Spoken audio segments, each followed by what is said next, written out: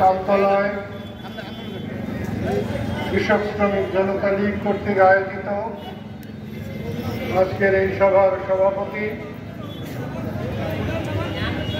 এই সভায় উপস্থিত ভাই ও বন্ধুরা, আজকে আমি খুব ভালো করে বক্তৃতা করতে পারবো না। আমি শুধু সখীপুরের মানুষকে দেখতে এসেছি। এমন একটা উত্তেজনাকর বিপর্যয়ের মুখে সখীপুরের মানুষ যাতে সাহস না হারায়, তারা যাতে ভালোভাবে থাকতে পারে, শুধু এই জন্যে সখীপুরের মানুষকে সালাম জানাতে দেখতে আমি এসেছি।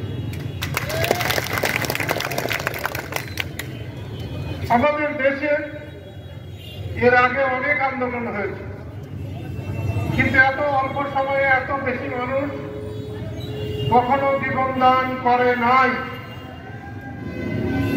বৈষম্য বিরোধী আন্দোলনে ছাত্র জনতার রক্তদান কোন মতেই দেখা যেতে পারে না, দেখা যায় নাই।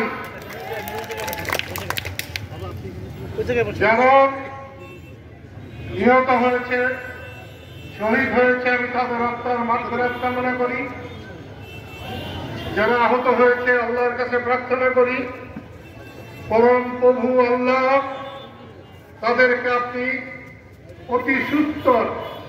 অতি সত্তর সুস্থতা দান করুন। প্রিয় বন্ধুরা, আমি শুনেছি সেদিন সরকার দলের লোকেরা বৈষম্য বিরোধী আন্দোলনকারীদের উপর ঝাঁপিয়ে পড়েছিল,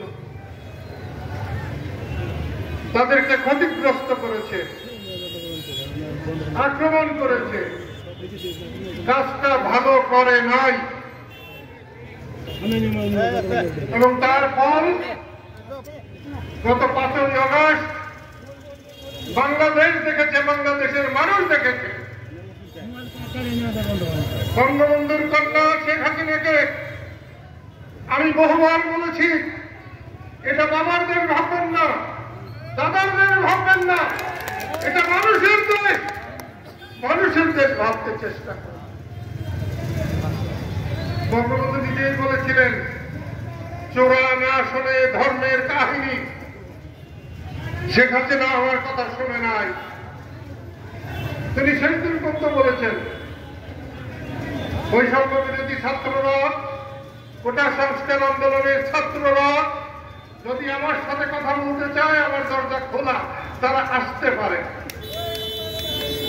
কেন তারা আসতে পারে? তাদেরকে আপনি দাওয়াত করতে পারতেন না, বলতে পারতেন না তোমরা আসো, আমি তোমাদের সঙ্গে কথা বলি, পারলে তোমাদের বাচ্চা তাদেরকে নিয়ে আসো, আমি তাদের সঙ্গে কথা বলবো। তারপরে উঠেই ধরে বসে রইলেন, যদি তাদের ইচ্ছা হয় তারা আসতে পারে। ইচ্ছা হয়েছে আপনাকে ঘাড় ধরে বাড়ি করে দিচ্ছে।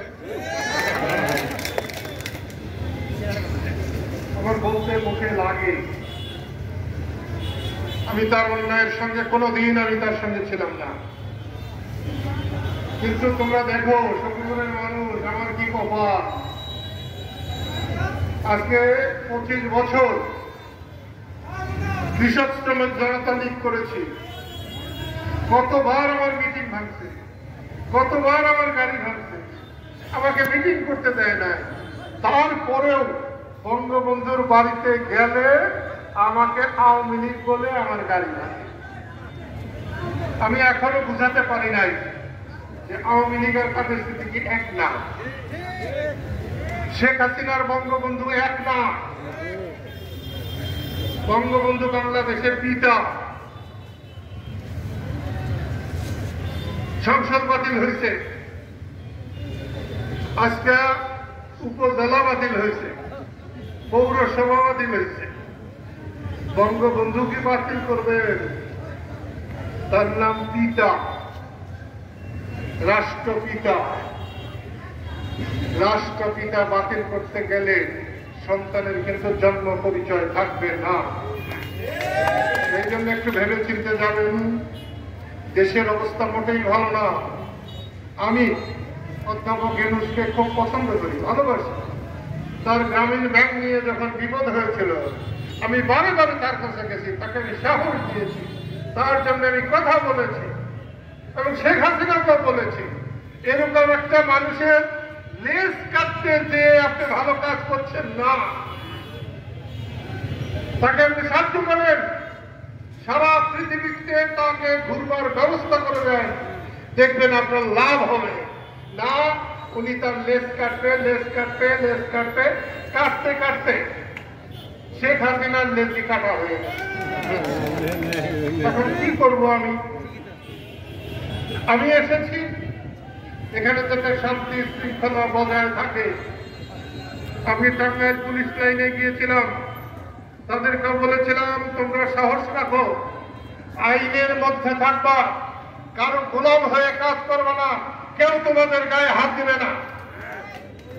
কিন্তু তোমরা যখন চাকর হও পুলিশেরা, তখন তোমাদের এরকম দুর্দশা হবেই হবেই হবে। তোমরা আর কারো চাকর হতে দেও না। পুলিশদের বলছি সম্মান নিয়ে থাকো, আমার মানুষকে সম্মানে থাকতে দাও। সেদিন আমার গাড়ি ভেঙেছে 15 তারিখ, আজকে 19 তারিখ। বঙ্গবন্ধুর বাড়ির সামনে কাঁটা তারের বেড়া দিয়ে রেখেছিল। আমাকে কেউ বলছে জামাতের লোকেরা, শিবিরের লোকেরা আপনার গাড়ি ভাঙছে। আমি বললাম ওদের কথা আমি চিনি, অনেক জামাতের নেতাদের সাথে দেখা হয়েছে, কথা হয়। ইসলামী আন্দোলন, চরমানার পীরেরা আমাকে ছায়ার মতো দেখে। আমার তো মনে হয় না যে জামাতের লোকেরা আমার গাড়ি ভাঙতে পারে। তখন কেউ বলছে ওটা আপনি তো তারেক রহমানের সমালোচনা করেন, বিএনপির লোকেরা ভাঙছে। আমি বলছি বিএনপির লোকেরা আমাকে গুরু বলে মানে, ওস্তাদ বলে মানে, আমাকে রাস্তাঘাটে সালাম করে, বাড়িতে গেলে বৈশাখ উঠা করে। আমি কি করে মানবো যে ওরা আমার গাড়ি ভাঙবে?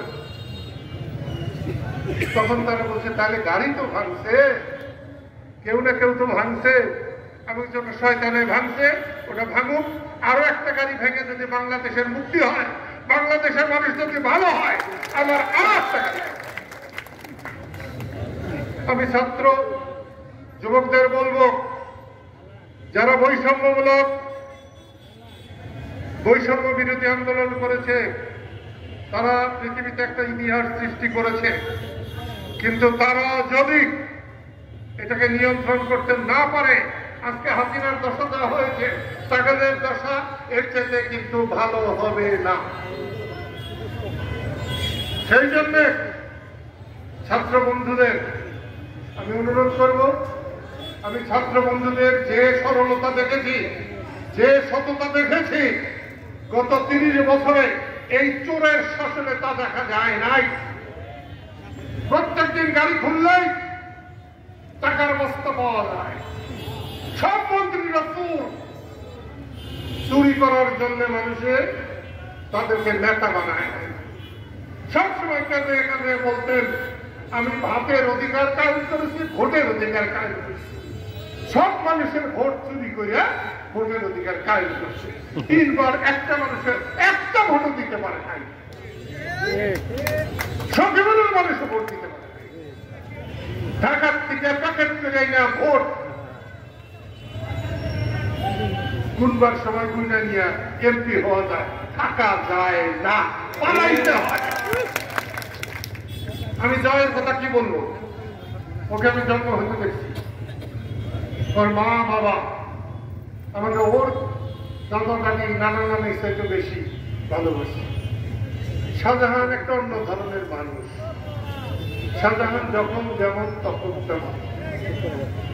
99 সালে ইলেকশনের আগে শাহজাহানের একটা হোন্ডা ছিল। আমি যখন দাঁড়াইলাম, শেখ হাসিনা তাকে আমার বিরুদ্ধে দাঁড় করলো। একটা জায়গায় 2টা হোন্ডা হলো, 2টা হোন্ডার জায়গায় একটা গাড়ি হলো, গাড়ির জায়গায় আরেকটা ভালো গাড়ি হলো, ভোট চুরি করলো। আমি মনে করেছিলাম সখীপুরের মানুষ আর কোনোদিন শাহজাহানকে ভোট দেবে না। সখীপুরে এর আগে এইরকম ভোট ডাকাতি ভোট চুরি আর কখনো হয় না। শাহজাহানকে ভোট দেয়ও নাই, কিন্তু তার পোলারও কি ভোট দেয় নাই? কিছু মানুষ তো ভোট দিছেই।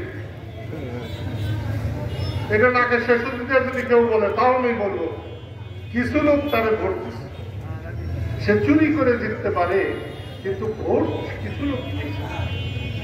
আর আমাদের লোক যারা, যাদেরকে আমি আমার সন্তান ভাবি, যাদেরকে আমি আমার ভাই ভাবি, যাদেরকে আমার চাচা ভাবি, তারা কিন্তু আলসি করে অনেকে ভোট কেন্দ্রেও যান নাই। আমি কিন্তু হিসাব ঠিক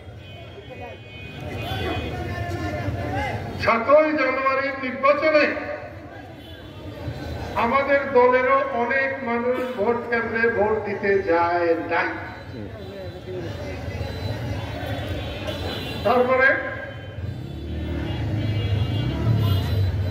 গামছা মার্কার ভোট, সেখানে আমরা হারছি, আমার মন খারাপ। পরে সানোয়ারকে যখন উপজেলায় একটা গামছা দিয়ে দিলাম, তখন বলে মনই খারাপ। এখন মন কি ভালো হয়েছে? ওইরকম মানুষ ভালো। আল্লাহ তাআলা কোরআনের মধ্যে বলছে 3 দিনের বেশি যারা শোক করে, বাপ চাচা মাও মারা গেলেও 3 দিনের বেশি যে শোক করে তাকে আল্লাহ তাআলা শয়তান বলে উপাধি দিচ্ছে, শয়তান বলে অভিহিত করছে। তাইলে আমার দল কৃষক শ্রমিক জনতা লীগ, আমি তো নেতা হওয়ার জন্য, এমপি হওয়ার জন্য, মন্ত্রী হওয়ার জন্য দল করি নাই। দল করেছি গরিব মানুষকে পাহারা দেওয়ার জন্য, গরিব মানুষের কষ্ট না থাকে, আঠিয়াগণের দুদেশের যাতে কষ্ট না পায়, পুলিশের জুলুম যাতে সইতে না হয়, সেই জন্য আমি দল করেছিলাম। কিন্তু আমার মনে খুব আঘাত লেগেছে যে আমার দলের অনেক কর্মীরা, অনেক নেতারা মানুষের পাহারাদার হবার চেষ্টা করে নাই, পাহারাদার হয় নাই। তোমরা যদি এখন থেকে পাহারাদার হতে পারো আমি খুশি হব।